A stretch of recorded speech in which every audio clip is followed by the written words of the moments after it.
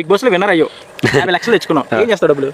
ప్రతి ఒక్క రూపాయి రైతు కోసం ఖర్చు పెడతా. ఎందుకంటే ఇవాళ నేను ఇంత పని చేస్తున్నా అంటే వాళ్ళు మస్తు మంది వచ్చి రైతుకి ఇజ్జెత్తా అజ్జెత్తా అంటారు, కానీ ఎవ్వరేం చెప్తారు? ఒక రైతు బిడ్డ దగ్గర పైసా ఉన్నది అంటే ఇంకొక రైతుకు హెల్ప్ చేస్తున్నా అంటే ఈ జన్మకి ఇంకేం కావాలన్నా హెల్ప్ చేస్తాం. బరాబర్ మీరే వస్తారు, అప్పుడు మీరే వచ్చి ముంగట నిలబడి నేను అన్నమాట తప్ప రంగా మీరే చూస్తారు కదా. ఓకే, అప్పుడు నీలో ఎంత మంచితనం ఉంది కదా, మరి ఎందుకు నిన్ను కొంతమంది నెగిటివ్ చేస్తున్నారు?